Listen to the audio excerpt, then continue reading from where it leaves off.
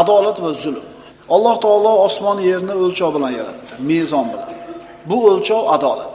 Adolat bilan osmon yer va butun koinot qoyim bo'ladi. Astagfirullah. Was-samaa rafa'aha va wada'al mizan alla tatghaw fil mizan va aqimul wazna bil qisti va la tukhsirul mizan. U zot osmonni baland qilib qo'ydi va sizlar tosh tarozida tug'yonga tushmasliklaringiz, ya'ni o'zgalarga zulm qilmasligingiz uchun mezon tarozini o'rnatdi. Ey insonlar, to'g'ri adolat bilan tortinglar va tarozidan urib qolmanglar. Odamlar ikkiga bo'linadi. Adolatlilar, zolimlar. Adolat har bir haq egasini haqqini berishlik, zulm haq egasini haqqini ado qilmaslik. Muomalasida, oilasida, ishchilari bilan, birodarlari bilan, atrofdagi odamlar bilan qilayotgan muomalasida kishi yo adolatli bo'ladi, yo adolatsiz zolim bo'ladi. Hadis qudusida Alloh subhanahu va taolo marhamat qilib shunday deydi: Ya ibadi inni haramtu zulma ala nafsi faj'altuhu baynakum muharraman fala tazalamu. Ey bandalarim, deydi Alloh taolo, men o'zimga zulmni harom qildim va sizlarning o'rtangizda ham zulmni harom qildim, bir-biringizlarga zulm qilmanglar. Zulm qilgan kishi harom amal qilgan bo'ladi. Alloh taolo bandalarni adolatli bo'lishga buyurdi. Va idza hakamtum baynan nas an tahkumu bil adl. Agar odamlar o'rtasida hukm chiqaradigan bo'lsanglar, adolat bilan hukm chiqaringlar. Adolat. Musulmon kishi o'zini yaqin odami bilan ham adolatli muomala qiladi, o'ziga uzoq bo'lgan odam bilan. O'zi yaxshi ko'rgan odam ustida ham adolatli hukm chiqaradi, o'zi yomon ko'rgan kishining ustida ham. Albatta, adolatli ish tutgan kishi bilan adolatsiz ish tutgan kishi hargiz teng bo'lmaydi. Odamlarning orasida qilinadigan eng katta gunoh birodarlar bu zulm. Garchi kofirga bo'ladigan bo'lsa ham. Mazlum kishi agar zulm ko'rsa, uni duosi ijobat bo'ladi. Garchi u kofir bo'lsa ham. Mazlumning duosining ijobat bo'lishidan to'sadigan hech narsa bo'lmaydi. Yana qaytarib aytamiz, bu Xitoy bu. Bu mushrik bu. Bularda shunday molidan kechib qo'ysa, unaqa gap yo'q. Mazlum kishi garchi Allohga ishonmagan kofir bo'lsa ham, agar duo qilsa, ey Alloh, agar sen bor bo'lsang, shu odamga jazosini ber desa, uni duosi ijobat oladi. Ijobat aniq bo'ladi. Faqat ozgina vaqt o'tishiga mumkin. Mazlum zulm ko'rdi, zolim zulm qildi. Mana shu ish qaysi biri uchun og'irroq? Endi bir qarashda mazlumga qiyin bo'ldi, u zulm ko'rdi desa yo'q. Aslida zolimga qiyin bo'ladi. Chunki zulmning hukmronligi bir kun, bir yil, juda ham bo'lsa bir umr. Ammo adolatning hukmichi, adolatning saltanatichi abadiy bo'ladi, birodarlar. Mazlum alamlanadi, zolim maza qiladi. Bir kun, 2 kun, 1 yil, boring 50 yil. Lekin buni mukofoti, jazosichi. Shuning uchun musulmon odam so'zida, fe'lida qilayotgan har bitta ishida adolatli bo'lishligi kerak. Chunki Alloh taolo qiyomatda buni hisob-kitobini albatta qiladi. Adolat bilan ish yuritgan kishilar qiyomat kunida nurdan bo'lgan minbarda turadi. Anbiyolar ularning turgan maqomini havas qiladi. Rahmonning o'ng tarafida turadi. Payg'ambarimiz sollallohu alayhi vasallam aytganlar, 7 toifa inson hech qanday soya bo'lmaydigan kunda, qiyomat kunida Allohning arshining soyasida turadi. Shulardan birinchisi imamun adilun degan Rasululloh. Odil boshliq, adolat bilan ish yuritadigan boshliq. Chunki bunday boshliq bu davlat rahbari bo'lsin, biror korxonaning rahbari bo'lsin, oiladagi ota bo'lsin. Qo'l ostidagilar bilan adolatli ish qilishni birodarlar Allohning arshining soyasida turishlikka olib boradi. Oson ish emas bu. O'shuning uchun birinchi aytilinyapti-da, Allohning arshining soyasida turadi.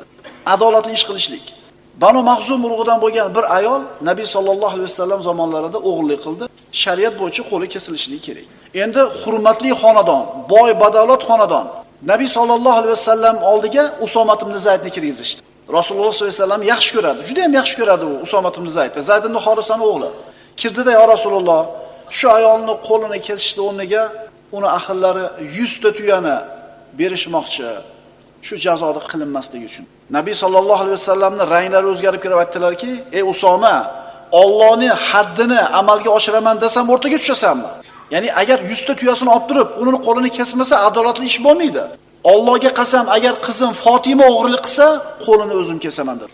Ya'ni adolatli ishning ustida hech kimga payg'ambarimiz sollallohu alayhi vasallam yo'l bermayaptilar. Boy badavlat pul berib chiqib ketadigan bo'lsa, kambag'al emas, qo'lini kesiladimi? Unda adolat qayerda qoladi? Qani adolat? Birodarlar, bu koinot adolat bilan qoyim bo'lib turibdi. Dinimiz birodarlar adolat dini. Zolimlar zulm qilib jazosini olmayotganga o'xshaydi. Nazarimizda. Alloh taolo ularni o'zining holiga tashab qo'yayotganga o'xshaydi. Nazarimizda. Wala tahsabanalloha g'ofilan amma ya'maluz zolimun. Alloh taolo aytayapti, Hargiz Alloh zolimlarning qilayotgan amallaridan g'ofil deb o'ylamanglar. Allohni ko'rmayapti deb bilmayapti deb o'ylamanglar. Innama yuakhiruhum liyawmin tashkhasu fihi al-absar. Ko'zlari dahshatdan qotib qoladigan qiyomat kuniga qoldirib qo'yapti xolos. Badr kunida payg'ambarimiz sollallohu alayhi vasallam qo'shinini bir saf qilib tizib ko'zdan kechirayotgandilar. Bir sahoba safdan sal oldinroqqa chiqib olgan, yana qorni ham bor edi kattaroq. Hali kishi sababli saf qiyshiq turibdi. Rasululloh sollallohu alayhi vasallam qo'ldagi tayoq bilan qoniga yengilgina urdilarda istofdi, ya'ni safga kirdi. Hali kishining ismi Savod ibn G'oziy. Ajib so'zni aytdi. Ya Rasululloh, jonim og'ritdingiz. Qasos olaman. U qasddan urgani yo'q, shuni yengillab urib qo'ydi. Sahobalar, "Ey, nima deyapsan? Axir bu zot Rasulullohki." "Ha, nima bo'pti?" dedi. "Jonimni og'ritdi, qasos olaman" dedi. Rasululloh rozi bo'ldilar, tayoqni qo'liga berdi. Haliga Savod ibn G'oziy tayoqni olib, "Ya Rasululloh, siz meni qonim yurganingizda qonim ochiq turibdi" dedi. "Qoningizni ochib bering." Biz aqlimizga sig'maydimi? Rasululloh sollallohu alayhi vasallam hayotining har bir lahzasida adolatli bo'lganlar. Har bitta holatida bizga ibrat bo'lganlar. Qorni ochib berdilar. Savod ibn G'oziy kaltayni yerga tashladida Rasulullohning oldiga kelib, qorniga bet yuzlarini tegizib, quchoqlab o'pib, bag'riga bosdi. Rasululloh sollallohu alayhi vasallam "Ma hamalaka ala had?" "Nimaga bunday qildingiz?" dedi. "Ya Rasululloh" dedi, sababini aytib. "Ya Rasululloh, hozir urush bo'ladi. Yo tirik qolaman, yo o'laman. Agar o'ladigan bo'lsam, dunyoda badanimga tekkan oxirgi narsa sizning muborak jasadingiz bo'lishini xohladim." Ana shu adolat, Rasulullohning adolati sahobalar u zotni shunday yaxshi ko'rishiga sabab bo'ldi. Adolatli rahbarda hamma yaxshi ko'radi. Qattiq qo'l bo'lsa ham. Shunaqa adolatli, qattiq qo'l lekin adolatli. Zolimni birodarlar, qani, mana shunday bir odil rahbarni, odil boshlig'ini umri uzoq bo'lsin deb duo qiladi odamlar. Endi zolimni esa har kuni duo qilishadi, bo'yni uzilsin, o'lsin. Doim qarg'ab turishadi. Umar ibn Xattob roziyallohu anhu davrida mana Forsning qo'mondonlaridan bo'lgan Hurmuzon Madinaga olib kelindi. Musulmonlarni rahbarini ko'rsatgan, rahbarini ko'rishga keldi.